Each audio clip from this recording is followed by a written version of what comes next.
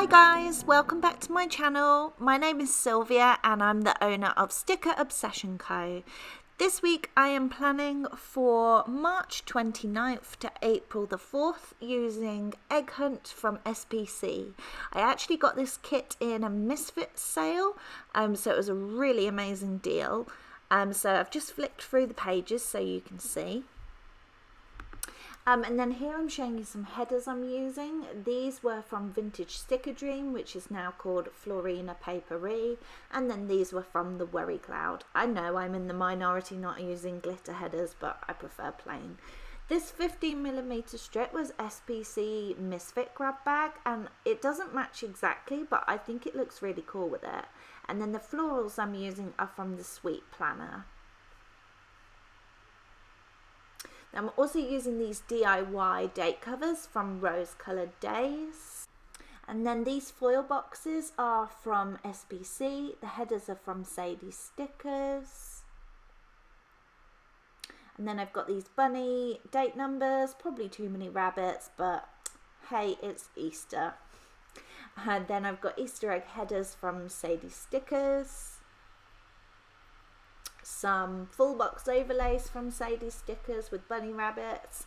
These amazing like corner decos from Sticker Guru, and these bunny rabbit ears. I went a bit over the top with Easter stuff this year, buying stuff, but a lot of it came in handy, and I'll keep the rest for next year. These little eggs from Sadie Stickers. And then these really cool like egg-shaped boxes. I loved those. And then some deco from the Pretty Pink Co. Some squiggles from there as well. And some more header overlays from Sadie Stickers. And some quote boxes from SPC. And then Sticker Guru bottom washi. I told you I had a lot of Easter stuff to show you. I didn't even use all of it, but I'll keep it for next year. Looking at the spread now, I think I might have gone a little bit over the top with the bunny rabbits. It does look a bit busy, but you know, sometimes you have to try things and see what works and what doesn't. And I'm still, you know, I only started planning a year ago, so I'm still fairly new to planning, and I just like to try things out, and sometimes it works and sometimes it doesn't, and you don't need to beat yourself up about, you know, what looks good and what doesn't. It's part of the fun of planning. Okay, so I thought I'd answer some more questions for this plan with me. So I think I picked out some questions that are supposed to be funny. I don't know whether they're going to be funny. It depends whether you enjoy my sense of humour or not. Okay, so the first question is, what's the dumbest way you've been injured? I'm going to be honest, I could talk about this for hours because I have injured myself in many very stupid ways. I'm very, very clumsy, so accidents are a real regular occurrence for me. But the one that stands out the most was when I was 4 years old. And I was at a park with my mum, and I was on the swing, and she was pushing me and chatting to one of her friends, and she was pushing me higher and higher, and I got scared and I didn't like it, and I told my mum, please can you stop pushing me, I don't like how high it is. But she was so busy chatting with her friend that she didn't really hear what I was saying. And then, I mean, I was 4 years old, so my logic is never going to be great, but then again, as an adult, my logic isn't always very sound either. I decided that because I didn't like going so high, I was going to jump off the swing. I don't know why I did this, because if I was scared of falling off because I was being pushed so high, why would I then jump off the swing and fall? Which is what I did. I fell and I broke my arm, and then went to hospital with my mum, and it gets brought up all the time about how it was a bit of a stupid decision on my part. But like I said, I was only 4 years old, so give me some grace. So yeah, that's probably the dumbest injury I've ever had. Okay, next question is, what's the most awkward thing that happens to you on a regular basis? I don't know whether I would call this awkward, because it is kind of cute when people say it, but it does make me go, not sure about this. Basically, ever since I moved to America, all I hear all the time is, I love your accent. I love it when you speak. I mean, I even had a man come up to me once and say, can I record you speaking so I can have you as my ringtone? Very odd. But seriously, like Uber drivers, people that you speak to in shops, it happens all the time. And I think there just must be a fascination with the English accent that I wasn't aware of until I moved here.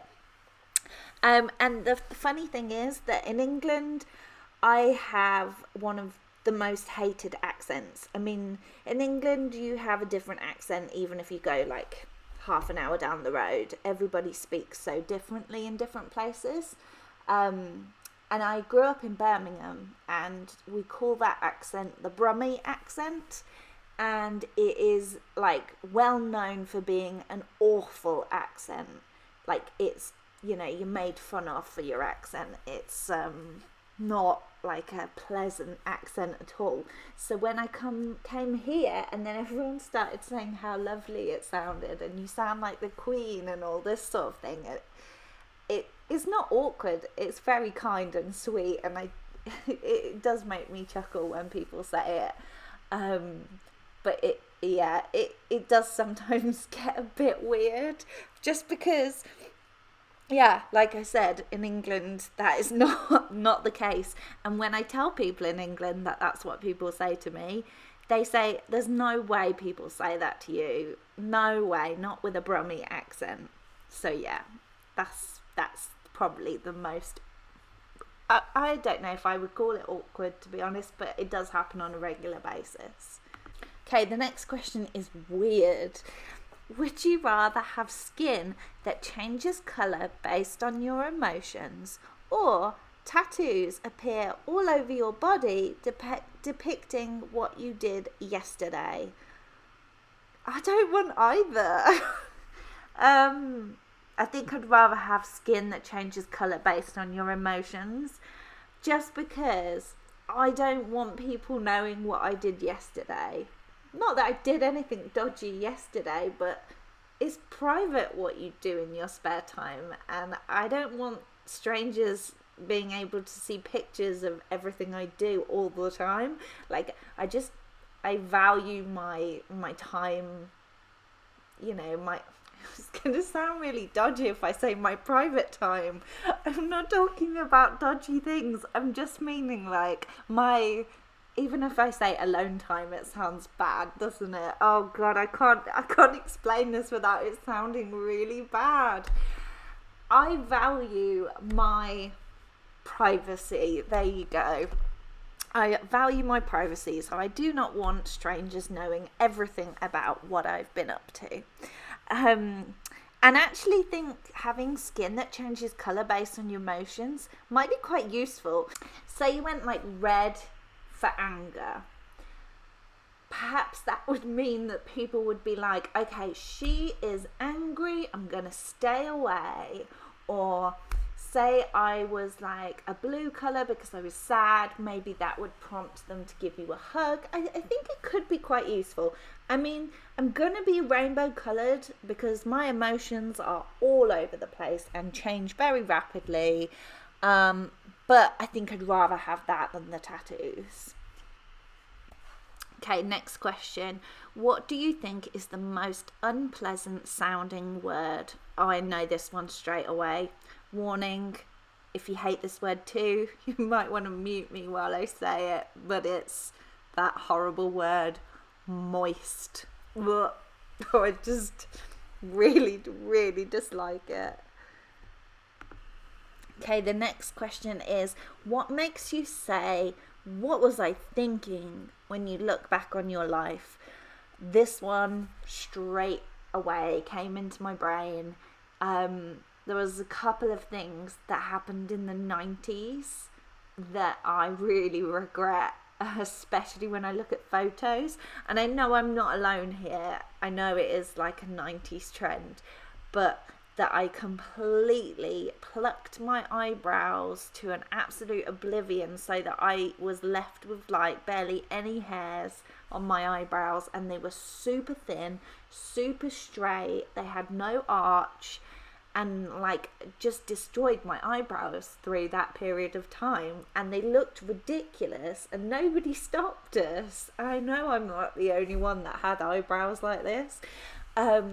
And then now as an adult, I really struggle with like them being full enough, because I think I overplucked them so much as a kid.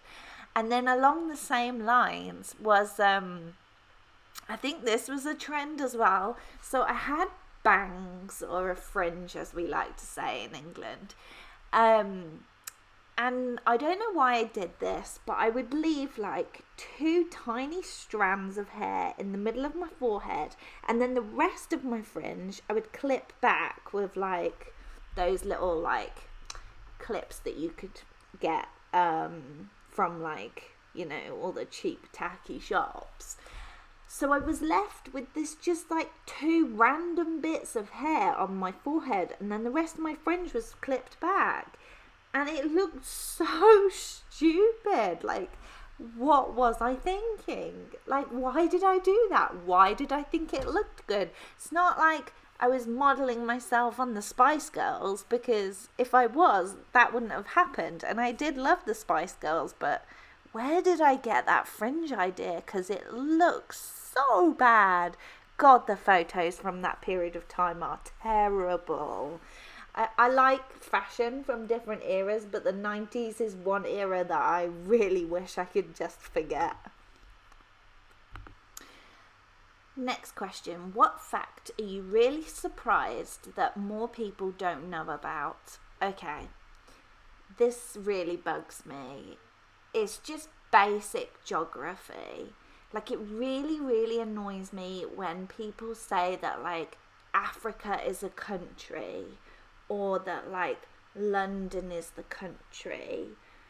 And it's just basic geography. I just wish people would understand what the difference is between a capital city, a country, and a continent. That's all you need to know. That's the only facts. Like, I don't care if you don't know like the ins and outs of every country. Like, I first to admit I do not know much about geography. But just to get those tiny little facts correct, like Africa is a continent, it's made up of countries. London is the capital city of England. Like, it's just those things that I really wish more people would know, and I'm always really surprised that people don't know, because to me that's just basic geography. Next question. What do people do that drives you absolutely bonkers? God, there's a massive long list of things like this. I don't even know which one to pick. Probably people who are like rude, especially to like customer service people. Like, it doesn't take much to say please and thank you. And it just really, really annoys me when people are so rude that like they can't even be bothered to say please and thank you to somebody, and then they'll like shout at them or have a go at them because something completely outside of their control is wrong, and then you have to take it out on that person that works there. That like it's just not okay. Like, I know people get angry about stuff, that's fine, but like, you learn to deal with how you feel. You don't take it out on people that are just trying to do their jobs. And the please and thank you thing is so basic and so simple. Just make sure you say it. Just say, please, can I have this? And thank you very much. It's not difficult.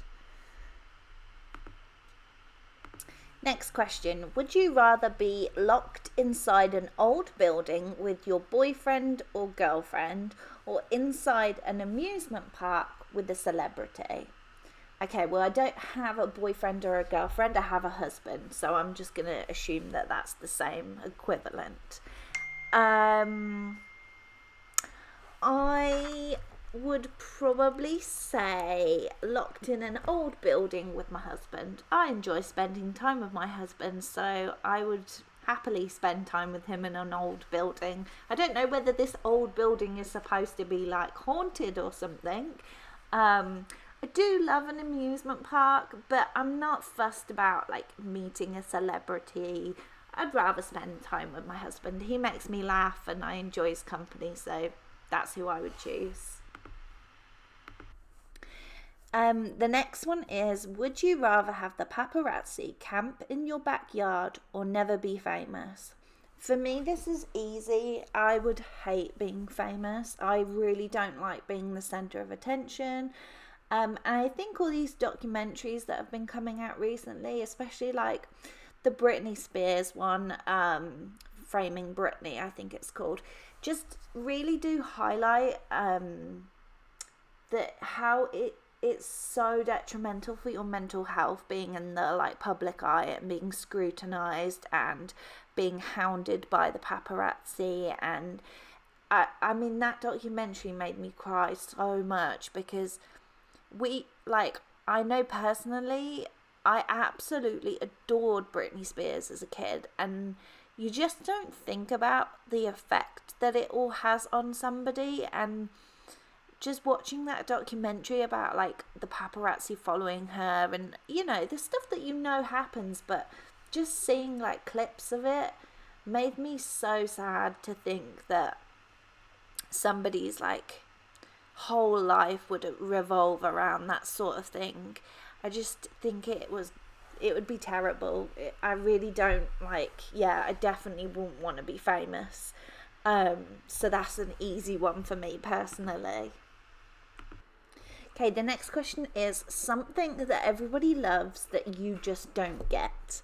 This one was really difficult to think about, and then something popped into my head.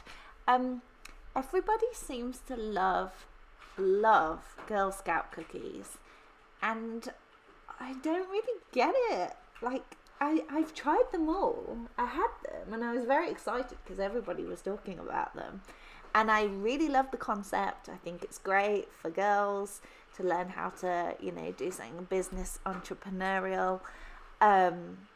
But the actual cookies, I don't get it. I don't understand why everyone thinks they're amazing.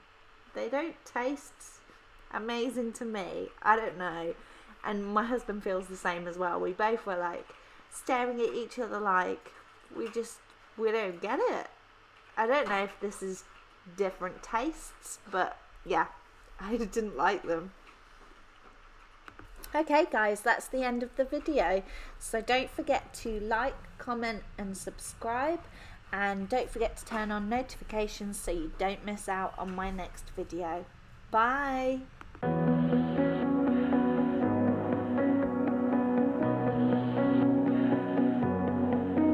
There's a party downtown, someone said that you're coming by. Let me know when you're here, meet me up for a smoke outside. I regret what I said, didn't mean it, yeah, believe me, I guess I take it back.